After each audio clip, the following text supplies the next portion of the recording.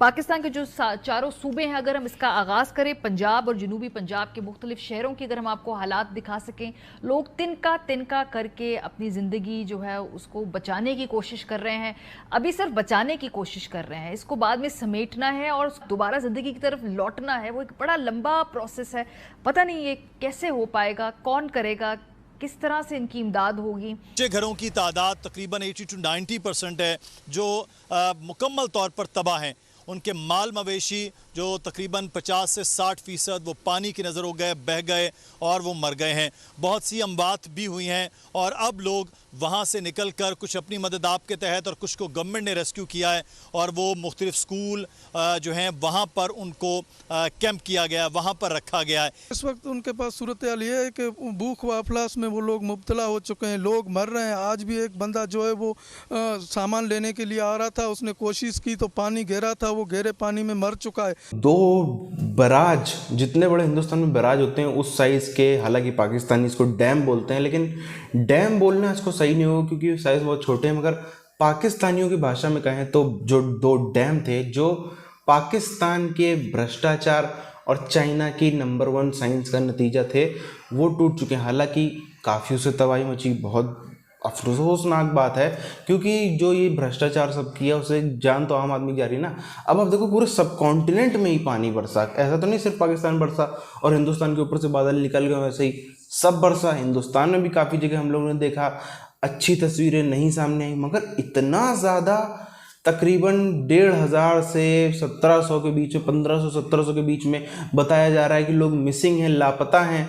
कितनी जानें चली गई, तो फिर उस वक्त जानवर जितने इनके बह गए, मुड़ गए, इतने मकान डूब गए, कितना नुकसान हुआ, अरबों का नुकसान, अरबों की संपत्ति का एक एक घर में अगर आप जोड़ने बैठोगे तो वो अरबों की संपत्ति बैठेगी जिसका नुकसान हुआ है मात्र पिछले 15 से 20 दिनों में। जबकि वहाँ एक औरत आई थी जिसका ताल्लुक सिंध से था, उसने बताया कि हमारे 6 बंदे जो है मुकम्मल तौर पर लापता हैं, सैलाब में बह चुके हैं।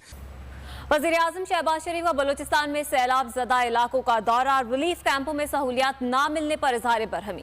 मुतल्लिका अफसरान मुअत्तल कर दिए, सूबाई हुकूमत के साथ मिलकर मुतासरीन की बहाली की यकीन दहानी की, लवाहिकीन और मुतासरीन को फौरी मुआवजा अदा करने का हुक्म दे दिया। अलमिया ये है कि 3 हुकूमतें बदली 2011 से लेकर अब 2022 है। किसी हुकूमत ने फ्लड कमीशन की उस रिपोर्ट को, जिसे सुप्रीम कोर्ट ने अपना फैसला करार दिया था, एक स्टेप भी संजीदगी से नहीं लिया। नतीजतन आपके लाखों अफराद जो है इस वक्त बेघर हैं, बेयारो मददगार हैं, खुले आसमान तले। कीमती जानों के नुकसान के साथ इंफ्रास्ट्रक्चर भी तबाह हुआ। चैलेंज बड़ा है, मिलकर मुकाबला करेंगे, आखिरी घर आबाद होने तक चैन से नहीं बैठेंगे। लेकिन वहाँ जो सबसे बड़ा मसला है कि खुराक की कमी हो रही है। वहाँ पर NGOs तो पहुँच रही हैं लेकिन हुकूमती नुमाइंदगान हम सुबह से देख रहे हैं गायब है। कुछ देर पहले फराजीम बोल की स्क्रीन पर थी, उन्होंने बात भी की और अभी उनके फ़ोन पे भी उन्होंने कहा कि हमें वो पूरी लिस्ट भिजवाएं कि कहाँ कहाँ आप मौजूद हैं और वहाँ लोगों तक इमदाद नहीं पहुँची है। शुक्रिया सर, ये पहले दिन से यानी 25 तारीख को जो सैलाब की जैसे इतला आई तो DC साहब के हुक्म पे रात का टाइम था, तो मैंने कोशिश की, अपने जितना लोकल स्टाफ था उथल का, तो नेटवर्क था ही नहीं, बाइक पे जाकर उनको सबको बुला के रात कमरे खुलाए। लोग जो हैं वो बेयारो मददगार बैठे हुए हैं इंतजामिया की तरफ से हेली के ज़रिए, तो उनके पास जो रिलीफ और रेस्क्यू ऑपरेशन किया गया लेकिन वो भी न होने के बराबर रहा। क्योंकि ठीक है, इस वक्त जो आप मनाजर देख रहे हैं DG खान, राजनपुर, चिन्योट, रुजान, हाफिजाबाद, झंग, फोर्ट अब्बास, जहाँ पे लोग अपना जो भी उनकी पूरी कुल दुनिया है, चाहे उनका मवेशी है, उनकी औलाद है, उनके कपड़े हैं, उनके घर का छोटा मोटा सामान है, वो जिस तरह से इसको जहाँ ले जा सकते हैं वो डाल के लेके जा रहे हैं। उसके बाद कोई इमदाद वगैरह नहीं पहुँची है सर? इमदाद तो अभी उनका एक नुमाइंदा था लेवीज सिपाही, वो तो आया था, 1-2 दिन हमने देखा, बिरयानी कोई आ रही थी शापर में, थैलियाँ नहीं थी, वो शापर थी, शापर में बिरयानी आ रही थी। फिर एक दिन मैं बैठा था तो बिरयानी आई, इन्होंने तो वापस कर दिया कि हमारे खाने के काबिल नहीं है। ये है ज़्यादातर अपनी मदद आपके तहत ही हो रहा है, ये आप देख रहे हैं। बलोचिस्तान, वहाँ पर तो खैर जो एक बेहिसी है, जो रियासत की अपने वहाँ पे शहरियों से डिस्कनेक्ट है और दूरी है, उसकी अगर आपने झलक देखनी है तो बलोचिस्तान में जो सैलाब के बाद सूरत हाल है उसको देख लें। ये इसी वजह से तो इन मुतासरीन के अंदर बड़ा शदीद गम गुस्सा आपने महसूस किया होगा। ये बता रहे हैं कि इन्हें माँ सवाए 1-2 दिन के अलावा कभी भी इनको इंतज़ामिया की जानिब से कोई खुराक नहीं पहुँचाई गई। अमवात की तादाद 127, 127। ये हरनाई, हब, चागी, झलमक्सी, सिब्बी, कोलू, वहाँ पर लोग किस तरह से इन इलाकों से निकल रहे हैं, एक बहुत ही ज़्यादा दिल खराश सूरत हाल है। लोगों की जो चीखें हैं, उनकी जो तस्वीर हैं, उनकी जो दुहाइयाँ हैं, सुनने वाला कौन है? ये तो पीडीएमए की असेसमेंट्स थी जिसकी बिना पर चीफ सेक्रेटरी बलूचिस्तान ने प्रेस कॉन्फ्रेंस की, लेकिन उसके बाद आज की अगर हम सूरत-ए-हाल देखें तो इस वक्त आधे से ज्यादा बलूचिस्तान सैलाब से मुतासिर है। 35 में से 25 अजला सैलाब से मुतासिर हुए, जहां पर अमवात भी हुई। जिस तरह आपने 127 तादाद बताई, सो आज की अगर मैं तादाद बताऊं तो 9 इसमें इजाफा हो चुका है और ये तादाद 136 तक पहुंच गई, जिसमें सबसे ज्यादा अमवात कोयटा में, उसके बाद पशीन, लसबेला, नोशकी और दीगर इलाकों में हुई। लेकिन मरवत में तूफानी रेले की वजह से रोड बंद है, जहां पे जो ज़िला इंतज़ामिया है वो मुसाफिरों को मकामी स्कूलों में मुंतकिल कर रही है। और जो शांगला है वहां पर बेली बाबा का तिजारती मरकज़ है, वहां पर सैलाबी रेला आया है, उसकी वजह से दुकानें और मकान जो ज़ेर आब आ चुके हैं। इस वक्त 99,000 क्यूसिक पानी जो है तो निशारा के इलाके से गुजर रहा है दरियाए काबल के मुकाम पे, और थोड़ा सा आगे जाके फिर दरियाए सिंध में मुंतकिल हो जाता है। हमारे साथ मौजूद है यासिर, वहाँ से क्या अपडेट है? क्या ये इंतज़ामिया जनूबी पंजाब में तैयार अलर्ट नजर आई आपको? क्योंकि पंजाब के अंदर ये भी तो तमाशा था ना कि पहले यहाँ हुकूमत बन रही है, फिर हट रही है, बन रही है, फिर हट रही है, लेकिन बहरहाल इंतज़ामिया आपको लगा कि अलर्ट थी वहाँ पे? देखिए मारिया, अफसोस का आलम यह है कि इंतज़ामिया ने 8 घंटे पहले जो है उनको अवेयर किया कि आप लोग अपने इलाके को खाली कर दें, और उस 8 घंटे में यकीनी तौर पर कोई भी होगा, इतना आसान नहीं होता कि वो अपने घर, मस्कन, अपने बाल बच्चों को, अपने माल मवेशियों को इस तरीके से छोड़ के जाए। और जहाँ तक दीगर हवालों से नुकसान का ताल्लुक है तो अगर हम देखें तो सूबे के शुमाली और जनूबी इजला इस वक्त शदीद मुतासर है, जिनमें कोयटा, लसबेला, लोरलाई, कोहलू, इसके अलावा पशीन, नोशकी, चागी, लसबेला और दीगर अजला शामिल हैं।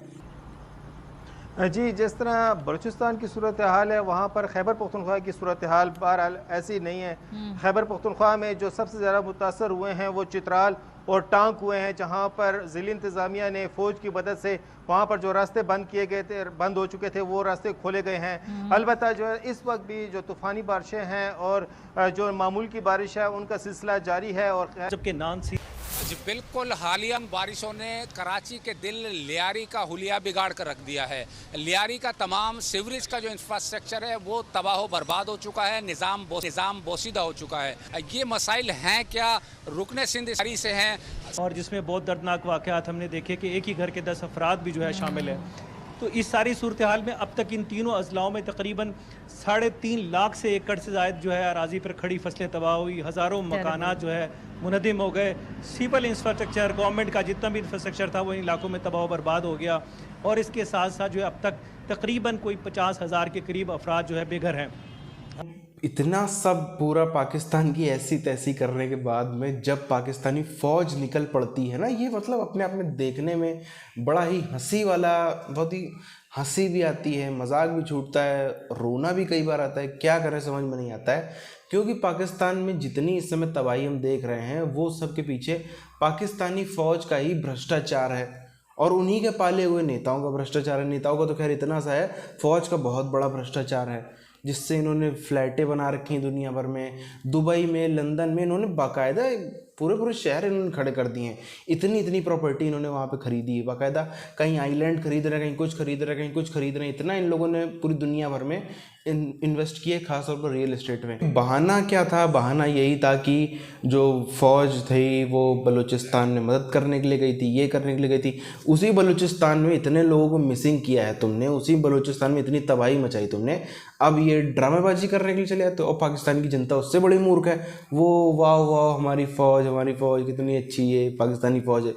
तो ऐसे मूर्खों को ऐसा ही, वो कहते हैं ना, जैसी प्रजा होती है वैसा ही राजा, जैसा राजा वैसा ही प्रजा।